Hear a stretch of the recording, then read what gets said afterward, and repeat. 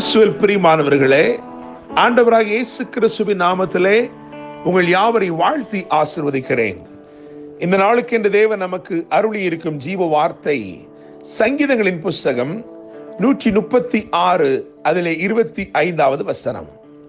மாம்ச தேகமுள்ள யாவுக்கும் ஆகாரம் கொடுக்கிறவரை துதியுங்கள், அவர் கிருபை என்றும் உள்ளது. நம்முடைய தேவன் ஆகாரம் கொடுக்கும் தேவனாக இருக்கிறார்.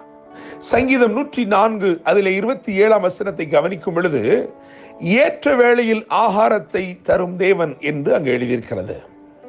It is a day of supernatural supplies.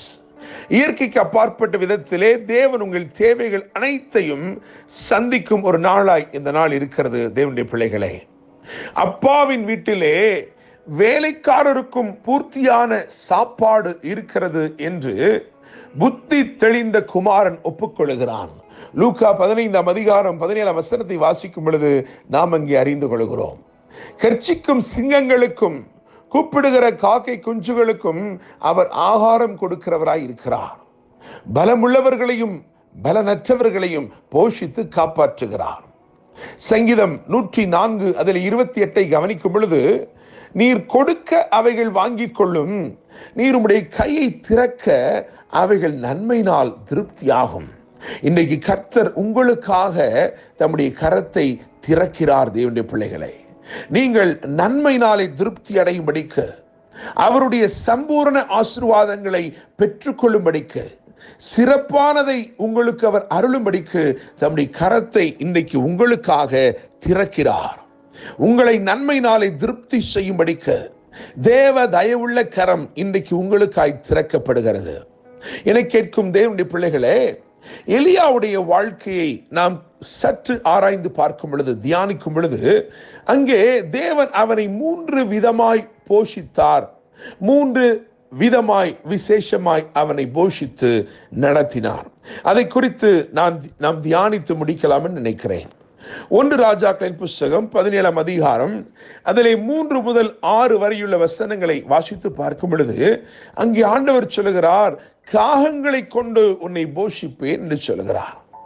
இது ஆச்சரியமான ஒரு காரியம். காகங்களை கொண்டு போஷிக்கும் ஒரு அனுபவம். கேரித் ஆற்றங்கரையிலே கர்த்தருடைய வாக்கின்படி அவன் ஒளித்துக் கொண்டிருக்கிறான். அவன் இருந்தது யாருக்குமே தெரியாது. ஆனால் இந்த காகங்கள் அவனை தேடி காலையிலும் வந்தது, மாலையிலும் வந்தது. அவைகள் அப்பமும் இறைச்சியும் கொண்டு வந்தது என்று எழுதியிருக்கிறது. நீங்கள் கவனித்து பார்க்கும் பொழுது, ஒரு காகம் அவைகளை தன் கால்களை கொண்டு சுமந்து வர முடியாது. அவைகள் தங்களுடைய அழகில் தான் சுமக்க வேண்டும், தங்களுடைய வாயிலே சுமக்க வேண்டும் என கேட்கிற தேவனுடைய பிள்ளைகளே, அப்படியாக வயிற்றுக்கும் வாய்க்கும் நெருக்கமாய் இருந்த போதிலும் அவைகள் உண்மையாய் கொண்டு வந்து ஊழியக்காரனுக்கு அவைகளை கொடுத்தது. நான் நம்புகிறேன், விசுவாசிக்கிறேன், நிச்சயமாக இன்றைக்கு ஆச்சரியமான விதமாய் கர்த்தர் உங்களை போஷிக்க போகிறார். காகங்கள் மூலமாய் ஆகாரம் வந்தது என்று சொல்லி எழுதியிருக்கிறதே. இனம் தெரியாத, அடையாளம் தெரியாத, ஒருவேளை தேவன் ஒரு புறாவை அனுப்பியிருப்பார் என்று சொன்னால் அதற்குள்ள அடையாளங்களை அவன் குறித்து வைத்துக் கொண்டு அந்த புறாவுக்காய் அவன் காத்திருக்கலாம். அது வெள்ளை புறாவா இருந்தது, அதற்காய் காத்திருக்கிறேன் சரி. ஆனால் காகங்கள் எல்லாமே ஒரே போல இருக்கும். ஆனால் அவைகளை கொண்டு கர்த்தர் கூட்டமான காகங்களை கொண்டு தேவன் அவனுக்கு போஜனத்தை அருளினார்.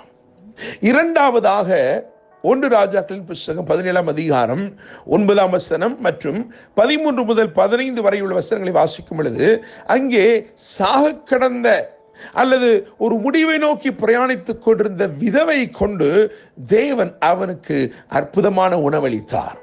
என கேட்கும் தேவனுடைய பிள்ளைகளே, எடுக்க வந்து கொண்டே இருக்கும்படிக்கு தேவன் ஒரு அற்புதத்தை செய்தார். முதலாவது நிலையில் நாம் பார்க்கும் பொழுது, காகங்களை கொண்டு கர்த்தர் அவனை போஷித்தார் என்று சொல்லும் பொழுது, என்னுடைய தேவன் அல்லது நம்முடைய தேவன் கைவிடாத தேவன் என்று சொல்லும்படி விரும்புகிறேன்.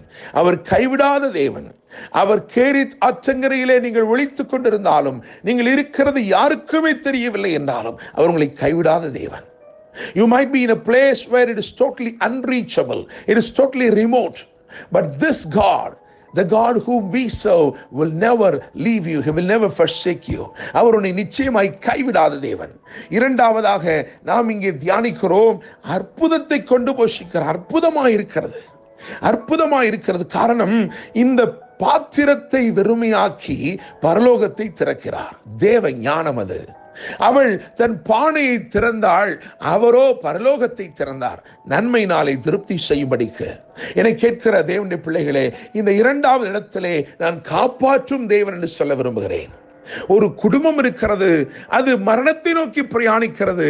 அங்கே தேவன் தம்முடைய தீர்க்கதரிசி அனுப்பி ஒரு அற்புதத்தை செய்கிறார். அது நிமித்தமாய் அவர்கள் காப்பாற்றப்படுகிறார்கள். தேவன் கைவிடாத தேவன், தேவன் காப்பாற்றுகிற தேவன்.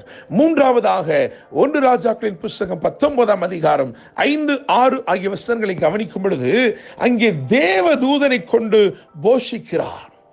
தேவதூதனை கொண்டு போஷிக்கிறார். என்னை கேட்கிற தேவனுடைய பிள்ளைகளே, சூறை செடியின் கீழ் சோர்ந்து போய் கிடந்து ஆண்டவரே நான் சாக வேண்டும் என்று கோருகிறான், என்னை எடுத்துக்கொள்ளும் என்று மன்றாடுகிறான். அப்படிப்பட்ட அந்த சூழ்நிலையிலே அவனை தேடி தேவன் தம்முடைய தூதனை அனுப்புகிறார்.